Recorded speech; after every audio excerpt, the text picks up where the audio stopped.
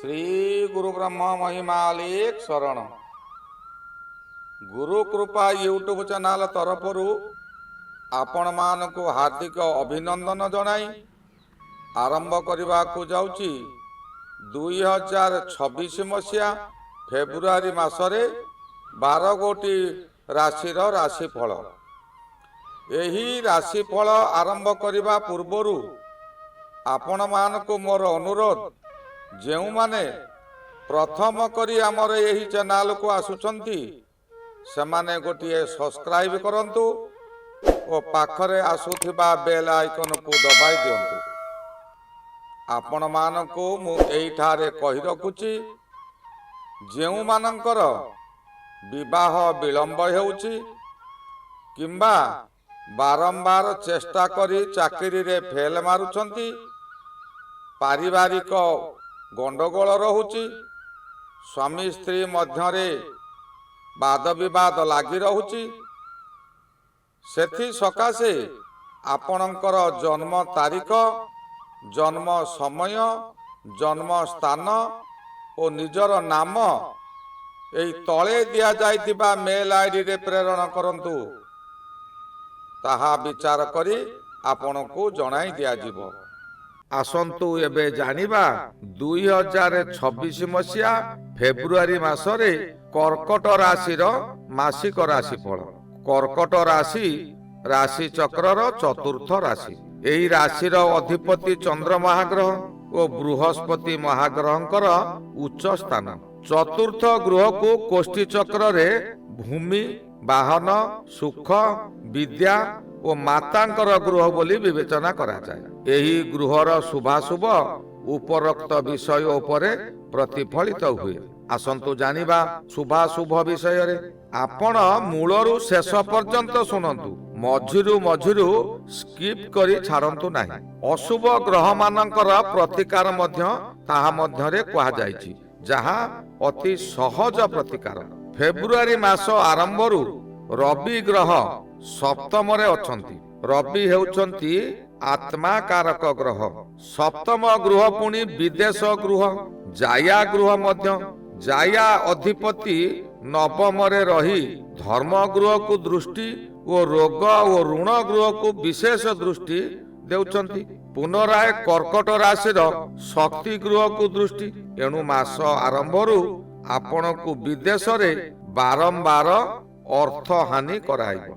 आपणक शरीर असुस्थ थाई मध्य आपण परिवारर अन्य मानक सकाशे चिंता करिवे।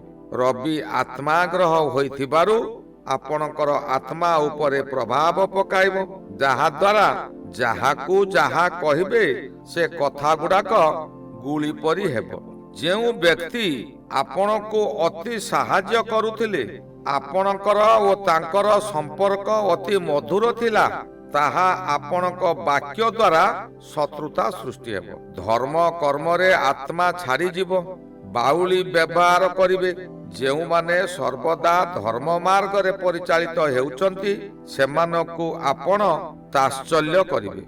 दिन को दिन लोकप्रियता आपणकर कमी जीवो, जहा द्वारा आपण दांडर भिकारी रु बड़ लोक होइचंती ताकू अन्य लोकर प्ररोचना रे शत्रु भाबिबे। दिन को दिन आपण अवनति आड़को अग्रसर हेबे। कर्कट राशिर शक्ति ग्रह बुध ग्रह उपरे थिबारु आपणको बहुत बड़ बड़ विपदरु उद्धार करिवे, किंतु बुद्धिर ग्रह होइथिबारु उपस्थित बुद्धि बहुत हेबो, जेउ बुद्धि आपणक पक्षे विमरा होई पारे। एहार मुख्य कारण आपण विपदरु मुक्ति पाइबा निमित्त बहु मिथ्या कथा कहिबे। आपण विपदरु मुक्ति पाइजिबे, किंतु यही समय रे अनेक कार्य हासिल करिजिबे सत, किंतु ताहा चिरस्थायी होई पारिबो नाही। कोनोसी सिद्धि कार्य रे किंबा सेही परि कोनोसी कार्य रे आपण योगदान करिवे। मिठा मिठा कथा कही आपणकर काम हासिल करिनेबे। शुक्र ग्रह कर्कट राशि को अष्टम रे गोचर करुछंती। शुक्र जेउ समय रे अष्टम रे भ्रमण करंती, से समय रे व्यक्ति को ଖାଲି ଶୁଭ ଫଳ ହିଁ ଶୁଭ ଫଳ ଦିଅନ୍ତି। ଶୁକ୍ର ଯୌନ ଗ୍ରହ। ଯେଉଁ ପୁରୁଷ ବନ୍ଧୁମାନେ କର୍କଟ ରାଶିରେ ଜନ୍ମଗ୍ରହଣ କରିଛନ୍ତି ସେମାନେ ନିଜ ଶରୀରକୁ ଖୁବ୍ ସଜେଇ ହେବେ। ଶରୀରକୁ ସଜେଇ ହେଲେ ବିଭିନ୍ନ ପ୍ରସାଦାନ ସାମଗ୍ରୀ ଶରୀରରେ ଲଗାଇବେ। ଏହା ଦ୍ୱାରା ମନ ଚଞ୍ଚଳ ହେବ, ମନର ସ୍ଥିରତା ରହିବ ନାହିଁ, ଯୌନ କ୍ରିୟାରେ ମନ ବ୍ୟାକୁଳ ହେବ, ଯାହାଦ୍ୱାରା ଭଲ ମନ୍ଦ କିଛି ବିଚାର ନ କରି ଆପଣ ସେହି କାର୍ଯ୍ୟରେ ଆଗେଇ ଯିବେ। ଏହାଦ୍ୱାରା ଆପଣ କ୍ଷଣିକ ଆନନ୍ଦ ପାଇବେ ସତ, କିନ୍ତୁ ପର ମୁହୂର୍ତ୍ତରେ ଆପଣଙ୍କୁ ରାହୁ ଅଷ୍ଟମରେ ରହି ବିପଦରେ ପକାଇଦେବେ। ରାହୁ ଆପଣଙ୍କୁ ଧରା ପକାଇଦେବେ। ଦେବମଣ୍ଡଳୀରେ ରାହୁ ଅମୃତପାନ କରିବା ସମୟରେ ଯେପରି ଧରା ପଡ଼ି ଯାଇଥିଲେ ଓ ଶିରଚ୍ଛେଦନ ସୁଦର୍ଶନ ଚକ୍ର ଦ୍ୱାରା ହୋଇଥିଲା, ଆପଣଙ୍କର ମଧ୍ୟ ସେହିପରି ଅବସ୍ଥା ଆସିବ। ଆପଣଙ୍କର ବ୍ୟବସାୟ ପୁରା ଡୁବିଯିବ। ଚାକିରି କରିଥିବା ବ୍ୟକ୍ତି ବିଶେଷଙ୍କ ଉପରେ ଅଧିକ ପ୍ରଭାବ ପଡ଼ିବ। ଚାକିରିରେ ବିଭ୍ରାଟ ହେବ, ଚାକିରି ଚାଲି ଯାଇପାରେ। କାହାଠାରୁ କିଛି ଉତ୍କୋଚ ନେଇ ଉପରିସ୍ଥ ଅଧିକାରୀଙ୍କ ନିକଟରେ ଆପଣ ଧରା ପଡ଼ିଯିବେ, ଯାହାଦ୍ୱାରା ଆପଣଙ୍କର ଚାକିରି ଚାଲି ଯାଇପାରେ କିମ୍ବା ଆପଣ ଦଣ୍ଡିତ ହୋଇପାରନ୍ତି। ଏହି ଦଣ୍ଡିତ ବା ଦଣ୍ଡ ଦେବା ଗ୍ରହ ମଙ୍ଗଳ ସପ୍ତମରେ ଗୋଚର ଭ୍ରମଣ କରୁଛନ୍ତି। ସପ୍ତମରେ ମଙ୍ଗଳ ଗୋଚର ସମୟରେ ନିଜେ ଦୋଷ ନ କରି ମଧ୍ୟ ଦୋଷୀ ହୋଇଯାନ୍ତି। ମଙ୍ଗଳ ହେଲା ଉତ୍ତେଜିତ ଗ୍ରହ। ଏହି ଗ୍ରହ ଶରୀରକୁ ଉତ୍ତେଜିତ କରିଦେବ। ଆପଣ ଦ୍ୱିଅର୍ଥକ ବୋଧକ କଥା କହି ସମସ୍ୟାରେ ପଡ଼ିଯିବେ। ଆପଣ କହିଥିବେ ଗୋଟିଏ ଉଦ୍ଦେଶ୍ୟରେ ଆପଣ କହିଥିବେ, କିନ୍ତୁ ତାହା ଦ୍ୱିଅର୍ଥକ କଥା ହୋଇଥିବାରୁ ଅନ୍ୟ ଅର୍ଥରେ ଅନ୍ୟମାନେ ବୁଝିବେ। ଆପଣ ତ କହିଛନ୍ତି, ମନା କରିପାରିବେ ନାହିଁ, ସବୁ ଦୋଷକୁ ନିଜ ଉପରକୁ ଆଣିବେ। ବୃହସ୍ପତି ଦ୍ୱାଦଶରେ ଭ୍ରମଣ କରୁଛନ୍ତି। ଦ୍ୱାଦଶ ବୃହସ୍ପତି ଯେଉଁ ସମୟରେ ଭ୍ରମଣ ହେଉଥିଲା, ସେ ସମୟରେ ସଗର ବଂଶ ଅଭିଶାପ ବଳରେ ଧ୍ୱଂସ ହୋଇଯାଇଥିଲା। ଗର୍ବ ଅହଙ୍କାର ସଗର ବଂଶ ଲୋପ କରିଦେଇଥିଲା। ଏପରି ହୋଇଥିଲା ଯେ ତାଙ୍କ ବଂଶ ପୁରୁଷ ଶୂନ୍ୟ ହୋଇଗଲା। ଯେକୌଣସି କାର୍ଯ୍ୟ କରିବା ପୂର୍ବରୁ ଆପଣ ଭଲ ଭାବରେ ଭାବିଚିନ୍ତି କାର୍ଯ୍ୟ କରନ୍ତୁ। ଦରକାର ପଡ଼ିଲେ ଆପଣ ଚୁପ୍ ରୁହନ୍ତୁ। ଅପମାନ ତ ପାଇବେ, କିନ୍ତୁ ଆପଣଙ୍କର ଆଗାମୀ ପୀଢ଼ି ତ ଶାନ୍ତିରେ ରହିବେ। ଧର୍ମ କାର୍ଯ୍ୟ କରନ୍ତୁ, ଗୁରୁ ଗୁରୁଜନଙ୍କ ନିର୍ଦ୍ଦେଶ ମାନି ଚଳନ୍ତୁ, କାହାରି ସହିତ ଛଳନା କରନ୍ତୁ ନାହିଁ। ସାଧାରଣତଃ କର୍କଟ ରାଶି ପର ଉପକାରୀ ଓ ମାୟାବୀ। ସେ ମାୟା ବିସ୍ତାର କରି ଅନ୍ୟର ମଙ୍ଗଳ ସକାଶେ ଆଉ ଜଣଙ୍କର କ୍ଷତି କରି ବସନ୍ତି। ଯେପରି ଏକ ଲୋକ କଥା ଅଛି, ଝିଣ୍ଟିକା ମାରି ବଣି ପୋଷ, ସେଥିରେ ନାହିଁ କିଛି ଦୋଷ। ଗୋଟିଏ ବଣି ସେ ନିଜେ ଖାଦ୍ୟ ନିଜେ ଯୋଗାଡ଼ କରିବ। ସେ ମୁକ୍ତ ଆକାଶରେ ପକ୍ଷୀ, ତାକୁ ପିଞ୍ଜରାବଦ୍ଧ କରି ରଖିବା ଏକ ମହାପାପ।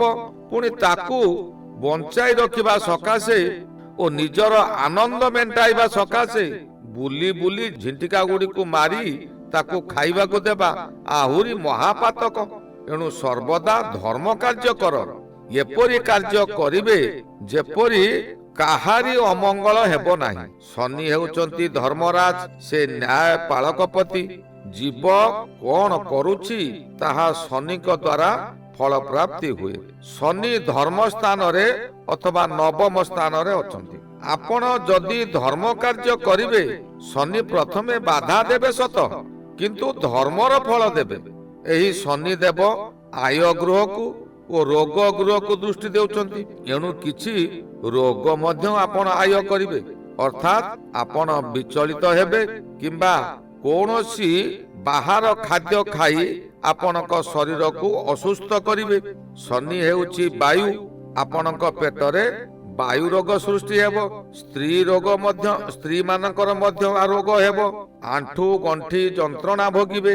ଏହା ଫେବୃଆରୀ 12 ତାରିଖ ପରଠାରୁ ଅଧିକ ଅନୁଭୂତ ହେବ। 12 ତାରିଖ ପୂର୍ବରୁ ସେହି ସ୍ଥାନରେ ଗୋଚରରେ କରୁଥିବେ କିଏ ସେ ନା ରବି, ଯାହାକି ରବି ରାହୁ ଏକତ୍ର ହୋଇ ପରାଗ ଯୋଗ ସୃଷ୍ଟି କରୁଛନ୍ତି। ପୁଣି ଶଙ୍ଖଚୂଡ଼ କାଳ ସର୍ପ ଯୋଗ କର୍କଟ ରାଶିକୁ ହେବ। ଫେବୃଆରୀ ମାସଟିରେ ପରିବାରର କର୍କଟ ରାଶିର ପରିବାର ଗୃହ ହେଲା ସିଂହ ରାଶି। ସିଂହ ରାଶିରେ କେତୁ ଥିବାରୁ ପରିବାର ସହିତ ବହୁ ଆଶା ନେଇ ରହିଥିବେ, କିନ୍ତୁ ପାରିବାରିକ କଳହ ହେବ। ଏପରି କଳହ ହେବ ଯେ ଯାହାକି ସ୍ୱାମୀ ସ୍ତ୍ରୀ ମଧ୍ୟ ବିଚ୍ଛେଦ ହୋଇଯାଇପାରନ୍ତି।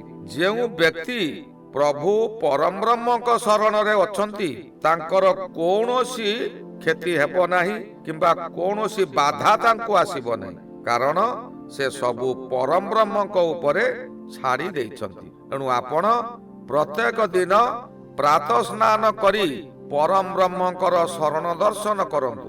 ମୁକ୍ତ ଆକାଶ ତଳେ ଊର୍ଦ୍ଧ୍ୱକୁ ହସ୍ତ ଉତ୍ତୋଳନ କରି ଊର୍ଦ୍ଧ୍ୱକୁ ଦୃଷ୍ଟି ନିକ୍ଷେପ କରି କେବଳ ଗୋଟିଏ ପଦ କୁହନ୍ତୁ, ସମର୍ପି ଦେଲି ପାଇଲ ସର୍ବ, ବୁଝ କି ନ ବୁଝ ଆହେ ଗୁରୁଦେବ। ଏହା ଦ୍ୱାରା ଆପଣଙ୍କର କୌଣସି ବିପଦ ପଡ଼ିବ ନାହିଁ। ଏହି ଗଲା 2026 ମସିହା ଫେବୃଆରୀ ମାସରେ କର୍କଟ ରାଶିର ମାସିକ ରାଶିଫଳ। ଶ୍ରୀ ଗୁରୁ ବ୍ରହ୍ମ ମହିମା ଲେଖ ଶରଣ।